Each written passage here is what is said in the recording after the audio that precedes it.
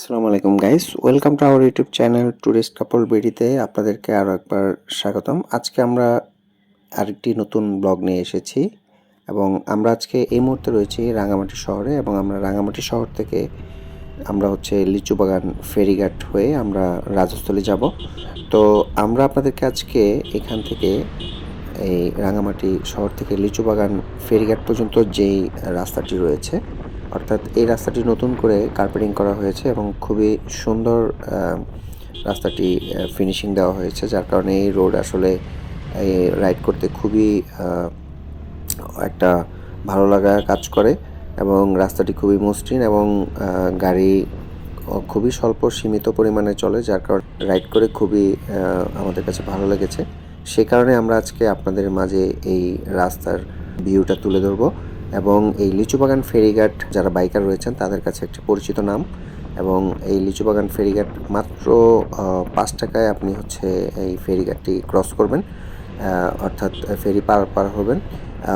খুবই অল্প একটু জায়গা, একমাত্র ফেরি যেটি যে আপনাকে রাঙামাটি এবং সাথে বান্দরবনের যোগাযোগ সম্পন্ন রেখেছে, অর্থাৎ কানেক্টেড রেখেছে। এই ফেরিঘাটটি আপনাকে অবশ্যই পার হতে হবে এবং অন্য রোড দিয়ে আপনি যেতে পারবেন, বাট এই রোড দিয়ে যদি আপনি যান সেক্ষেত্রে অবশ্যই আপনাকে এই ফেরিঘাটটি পার হতে হবে।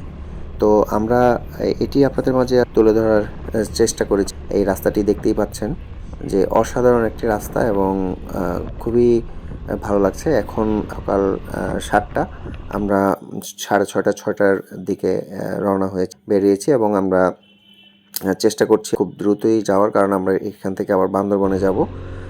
রাজস্থলী ঘুরে এসে আবার আমরা বান্দরবন যাব, যার কারণে আমাদের সকাল সকাল বের হওয়া। তো সূর্য মাত্র অর্থাৎ যে আস্তে আস্তে উঠছে, দেখতেই পাচ্ছেন যে একটু হালকা হালকা রোদ ভাব আসছে। তো এই রাস্তা বাইক রাইড করে খুবই ভালো লাগছে। রাস্তাটি খুবই সুন্দর এবং একপাশে পাহাড় এবং এখানে যে লোকালয়গুলো রয়েছে অর্থাৎ গ্রামগুলো রয়েছে সেগুলো মাঝখান দিয়ে এই রাস্তাটি গিয়েছে এবং এই রাস্তাটি আপনার অনেক দিন ধরে খুবই খারাপ কন্ডিশনে ছিল, অর্থাৎ ভাঙাচোরা এবং পাশে আপনার বালি ছিল, যার কারণে আমরা প্রায় সময় রাইড করতে আমাদের সমস্যা হয়েছিল, বিশেষ করে বৃষ্টির সময় বাইকে একটু স্লিপারি অর্থাৎ স্লিপ করতো। তো এখন ওই রকম অবস্থা নেই, দেখতেই পাচ্ছেন ঝকঝকে ঝকঝকে একটা রাস্তা। তো যার কারণে আমরা সকাল সকাল বেরিয়ে আমাদের খুবই ভালো লাগছে যে এরকম একটা রাস্তায় আমরা কর্নারিং করে আছি। আর বাইকারদের কাছে ভালো লাগার একটি জিনিস যে কর্নারিং করা, এবং সেটি যদি এরকম মসৃণ প্লেন রাস্তা হয়ে থাকে সেক্ষেত্রে তো আর বলার অপেক্ষা রাখে না। তো যারা এখনও আমাদের চ্যানেলটি সাবস্ক্রাইব করেনি, অতি দ্রুত আমাদের চ্যানেলটি সাবস্ক্রাইব করে আমাদের পাশে থাকবেন। এই ট্যুরে আমরা চলে এসেছি ঢাকা থেকে রাঙামাটি এবং রাঙামাটিতে আমরা ঘোরাঘুরি করার পর অর্থাৎ রাতে আমরা এখানে একদিন স্টে করেছি এবং তারপর আমরা আজকে সেকেন্ড ডেতে বেরিয়েছি রাজস্থলীর উদ্দেশ্যে এবং এই মুহূর্তে আমরা লিচু বাগান ফেরিঘাটের রোডে রয়েছি এবং আমরা এখান থেকে ফেরিঘাট পার হয়ে রাজস্থলী যাব। সেখান থেকে আমরা ব্যাক করে আবার চলে যাব বান্দরবন এবং বান্দরবনে আমরা যদি আমাদের লেট হয় সেক্ষেত্রে আমরা বান্দরবনে স্টে করব, আর না হলে আমরা চলে যাব থানচিতে এবং থানচিতে একদিন স্টে করব এবং সেখান থেকে আমরা ডিম পাহাড় আলীকদম হয়ে চলে যাব কক্সবাজার এবং কক্সবাজারে আমরা 2 দিন থাকার পর আমরা ঢাকা ব্যাক করব। এই মোটামুটি আমাদের ট্যুরের প্ল্যান। তো এটি আমাদের মোটামুটি একটি লং ট্যুর। তো এই ক্ষেত্রে আমি আপনাদেরকে খরচের একটি ধারণা দিয়ে দিচ্ছি, অর্থাৎ আমরা যেহেতু বাইকে এসেছি সেক্ষেত্রে আমাদের অ্যাকচুয়ালি বাইকে ফুল ট্যুর কমপ্লিট করতে অলমোস্ট প্রায় 12 থেকে 1400 বা 1500 কিলোমিটার রাইড করা হবে। তো এই 1200 কিলোমিটার বা 1400-1500 কিলোমিটারে মোটামুটি আমার এই 4B বাইক যেহেতু 30 থেকে 35 মাইলেজ দিয়ে থাকে, তো সেক্ষেত্রে আমার 3000 থেকে 3500 টাকার তেল লাগবে। এবং এরপর হোটেল রুমের কথা যদি আমি বলি, পাহাড়ের সাইডে অর্থাৎ বান্দরবন, রাঙামাটি বা খাগড়াছড়ি অর্থাৎ সাজেক বাদে সাজেকে হোটেলের রুম রেন্ট একটু বেশি এবং কক্সবাজারে হোটেল রুম ভাড়া অনেক বেশি, অর্থাৎ কম প্রাইসেও রয়েছে কক্সে, বাট হচ্ছে যে মোটামুটি একটু বেশি খরচ হয়ে থাকে পাহাড় অর্থাৎ রাঙামাটি বা হচ্ছে বান্দরবন থেকে। রাঙামাটি বান্দরবনে আপনি 2000 থেকে 3000 3500-র মধ্যে মোটামুটি ভালো মানের রুম পাবেন এবং এখানে খাওয়ার কষ্ট খুবই কম, যেটি হচ্ছে যে কক্সবাজারে খাওয়ার কষ্ট অনেক বেশি এবং সাজেকও খাবারের কষ্ট অনেক বেশি। তো এই হচ্ছে মোটামুটি রুমের রেন্ট আপনাদেরকে বললাম। তারপরে হচ্ছে আপনারা যদি গাড়িতে আসেন সেক্ষেত্রে অবশ্যই চাঁদের গাড়ির একটা রেট থাকে।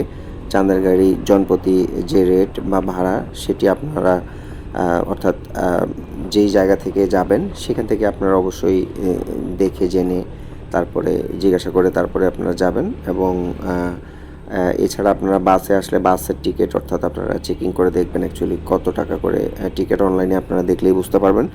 তো এই হচ্ছে যাতায়াতের মোটামুটি খরচ। আর এছাড়া আউট আর আদার্স তেমন কোনো খরচ নেই যদি আপনারা কিছু শপিং করে থাকেন কক্সবাজার বা অন্য জায়গা থেকে, সেটি ডিফারেন্ট। আর পাহাড়ে বেসিক্যালি মানুষ বেশিরভাগই হচ্ছে সবজি বা হচ্ছে চিকেন, ভর্তা, ডাল এই ধরনের খাবারই বেশি খেয়ে থাকেন। অর্থাৎ তাই এখানে খাবারের কস্ট আমার মতে অন্যান্য জায়গা থেকে একটু কম থাকে। তো আমরা এই মুহূর্তে চলে এসেছি লিচুবাগান ফেরিঘাটে, সেই কাঙ্ক্ষিত জায়গায় যেটি আপনাদেরকে এতক্ষণ ধরে বলেছিলাম। এই হচ্ছে সেই ফেরিঘাট, ওই পারে পাড় দেখতে পাচ্ছেন, অর্থাৎ এখানে এখন ফেরিটি নেই, ফেরিটি ওই পাড় থেকে আসবে এবং আসার পরে আমরা ফেরিতে উঠব। তো কিছুক্ষণের মধ্যেই ফেরি চলে আসবে। তো এই যে ফেরি চলে এসেছে এবং আমরা এখন ফেরিতে সবাই একত্রিত হয়ে উঠছি। এখানে বেশিরভাগই হচ্ছে বাইকাররা যাতায়াত করে থাকেন এই ফেরিতে। অন্যান্য গাড়িও থাকে বাট খুবই কম, সীমিত পরিমাণে, অর্থাৎ বেশিরভাগই এখানে বাইক যাতায়াত করে থাকে এই ফেরিতে। তো সে কারণে এই ফেরিটি হয়তো কোনো এক সময় থাকবে না, হয়তো এখানে ব্রিজ হয়ে যাবে এবং এখানে তখন আমরা ব্রিজে যাওয়া আসা করব, আমাদেরকে আর এখানে ওয়েট করতে হবে না। কারণ বাংলাদেশের ম্যাক্সিমাম জায়গাতে ফেরি আর নেই, সব জায়গাতে ব্রিজ আস্তে আস্তে হয়ে গিয়েছে। তো যার কারণে সবাই এখন বেশিরভাগ ব্রিজেই যাওয়া আসা করে, ফেরি খুব একটা বেশি দেখা যায় না। তো আমরা যখন পাহাড়ে হিল রাইড করতে আসি এই একমাত্র লিচুবাগান ফেরিটি আমাদের সামনে পড়ে, অর্থাৎ এই ফেরি হয়ে আমরা যাওয়া আসা করে থাকি সবসময়। তো আমরা সবাই মোটামুটি রেডি, ফেরি কিছুক্ষণের মধ্যেই ছাড়বে। আর এখানে ফেরিটি একটা বেশি লেট করে না, যার কারণে আমরা খুব অল্প সময়েই পার হয়ে যাই এবং অর্থাৎ 5 থেকে 10 মিনিটের মধ্যে আপনি মোটামুটি চলে যেতে পারবেন। তো দেখতেই পাচ্ছেন যে ফেরি অলরেডি ছেড়ে দিয়েছে এবং আমরা সবাই এই ওই পারে যাওয়ার জন্য ফেরির উপরে অপেক্ষা করছি। এখানে রোদের তাপ অনেক, তাই প্রচণ্ড গরম ফিল হচ্ছে আমাদের। তা আমরা 1-2 মিনিটের মধ্যে পৌঁছে যাব। আমরা অলরেডি ফেরি থেকে নেমে গিয়েছি এবং আমাদের টিমের সবাই সামনে অপেক্ষা করছে। আমরা সবাই একত্রিত হয়ে এখান থেকে রাজস্থলীর উদ্দেশ্যে রওনা হব এবং আজকের মতো আমরা এখানেই ভিডিওটি শেষ করছি এবং পরবর্তী নতুন ব্লগ দেখার আমন্ত্রণ জানিয়ে আমরা আপনাদের কাছ থেকে আজকে বিদায় নিচ্ছি। সবাই ভালো থাকবেন। আসসালামু আলাইকুম, আল্লাহ হাফেজ।